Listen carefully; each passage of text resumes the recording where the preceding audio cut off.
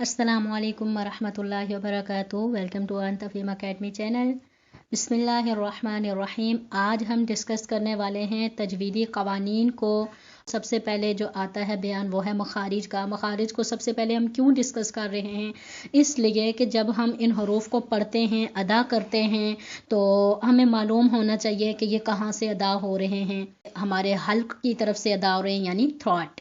इसी तरह क्या ये हमारे जो है लिप्स से, यहाँ से इनकी अदायगी होती है, जैसा कि बा। इसी तरह कहीं पे गुन्ना हो रहा होता है तो हम यहाँ पर गुन्ना क्यों करेंगे, कहाँ पे करना है। तो ये जब हम मखारिज का बयान पढ़ते हैं, हम हर लफ्ज़ को डिस्कस करते हैं, तो ही हमें मालूम होता है कि हमने कहाँ मोटा करके पढ़ना है, किस हर्फ को हमने गले की तरफ से अदा करना है, किसको सिर्फ मुंह के खला से अदा करना है। तो आज जो हम पढ़ने जा रहे हैं, हरूफ मदा कहाँ से अदा होते हैं। हरूफ मदा पहले ये देख लेते हैं कितने। तो ये हरूफ मदा 3 होते हैं, अलिफ मदा, वाव मदा, या मदा। और ये तीनों हरूफ मुंह के खाली हिस्से से अदा होते हैं। अब आप सोच रहे होंगे कि खाली हिस्से से इनको अदा कैसे करना है। तो ये अभी जब हम आगे पढ़ते हैं तो आप खुद ही अंदाज़ा लगाइए कि ये मुंह के खला से अदा हो रहे हैं, यानी ना तो कहीं पर हमारी ज़ुबान लगती है और ना ही तो कहीं पर दांत टच होते हैं। तो सबसे पहले हम अलिफ को ले लेते हैं। अलिफ खाली होगा और अलिफ से पहले वाले लफ्ज़ पर ज़बर होगा, तो वो अलिफ मदा अलिफ कहलाता है। जैसा कि मीम अलिफ ज़बर मा, बा अलिफ ज़बर बा, ता अलिफ ज़बर ता। अब ये जो मैं ता पढ़ रही हूँ, असल में यहाँ पर जो मकसद है बताना वो है हरूफ मदा को बताना मकसद है। ता और बा और मीम को बताना मकसद नहीं है। लेकिन अलिफ खाली है और अलिफ से पीछे ता है, ता के ऊपर ज़बर है। तो जब मैं पढ़ रही हूँ ता, तो ता तो अदा हो गया, लेकिन आगे जो आ, ये मुंह का खाली हिस्से से मेरी एक आवाज़ निकल रही है। ठीक है, तो इसको कहते हैं मुंह के खला से ये अदा हो रहा है। इसी तरह वाव साकिन होगी, यानी कि वाव के ऊपर जज़म का साइन होगा और उससे पहले पेश होगी, तो वो वाव मदा वाव कहलाती है और वो भी मुंह के खला से अदा होगी। जैसे कि आऊज़ु, बू, सीन वाव पेश सू। अब ये जो सू, एक तो सेन की फर्स्ट पे आवाज़ आ रही है, लेकिन उसके बाद सू जो लंबी हो रही है, ये क्या है, ये वाव की आवाज़ है, मदा वाव की, और ये मुंह के खला से सिर्फ आवाज़ आ रही है। ठीक है, इसको कहते हैं मुंह के खाली हिस्से से अदा करना। इसी तरह या साकिन होगी और इससे पहले ज़ेर होगी, जैसा कि बा या ज़ेर बी, हमज़ा ज़बर आ, ख्वा या ज़ेर खी, आखी। अगर सिर्फ हमने खा पढ़ना होता ना तो फिर होता खा ज़ेर खी। ठीक है, बा ज़ेर बी, लेकिन जो मैं साथ लंबा कर रही हूँ खी बी, ये मुंह के खाली हिस्से से आवाज़ निकल रही है और यही आवाज़ होती है हरूफ मदा की। आपने पहले तो पढ़ा होगा, लेकिन मेरे ख्याल से इस तरह बारीकी से शायद किसी ने ही आपको समझाया हो। तो ये होते हैं हरूफ मदा और इनकी आवाज़ ऐसे मुंह के खाली हिस्से से आती है। अब बहुत सारे लोग ये कहते हैं कि हमने हरूफ मदा तो पढ़ लिए होते हैं, लेकिन हमें मालूम नहीं है कि कुरान पाक में हम इसका इजरा कैसे करें। कुरान पाक में हमें इस्तेमाल करना नहीं आता, कुरान पाक में हमें इनको पढ़ना नहीं आता। तो जो हमारा असल मकसद है वो यही है कि कुरान पाक में हमने इनको एडजस्ट करके पढ़ना है। तो अब आते हैं, जैसे मैंने आयत लिखी है अल्लज़ी, तो यहाँ पर अल्लज़ी, ज़ाल या ज़ेर ज़ी, ये मदा या है। इसी तरह फी, ये भी मदा या है। ठीक है, सुदूरिन, सुदू, ये वाव मदा आ गया। अन्नास, ये नून अलिफ ज़बर ना, ये अलिफ मदा आ गया। तो आप देख सकते हैं कि यहाँ सिर्फ एक छोटी सी आयत है और इसके अंदर 4 हरूफ मदा इस्तेमाल हुए हैं। या मदा 2 बार इस्तेमाल हुई, वाव मदा 1 बार और अलिफ मदा 1 बार। तो अगर हमारे हरूफ मदा ही, जो कि बहुत ही बेसिकली हरूफ हैं और बेसिकली तजवीदी रूल्स हैं, तो अगर यही हमारे ठीक नहीं होंगे, हम इनको दुरुस्त करके अदा नहीं करेंगे, तो सोच लें कि फिर बहुत सारी हमारी गलतियाँ आती हैं कुरान मजीद में। इसी तरह अब कुरान मजीद में एक सूरत जो है, इस पे देख लेते हैं कि इसमें सूरतुल माउन देख लेते हैं। ठीक है, सूरतुल माउन में देखिए कि यहाँ पर हमने हरूफ मदा को कैसे इस्तेमाल करना है। तो अब देखें, इसकी पहली आयत के अंदर अब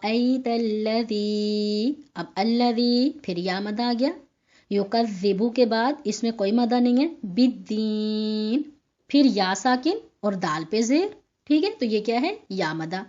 इसी तरह फ़ज़ालिकल्लज़ी, अल्लज़ी में फिर मदा या, यदुउल यतीम, ता या ज़ेर ती, तो ये क्या है, या मदा। वला, लाम अलिफ ज़बर ला, ये फिर अलिफ मदा आ गया।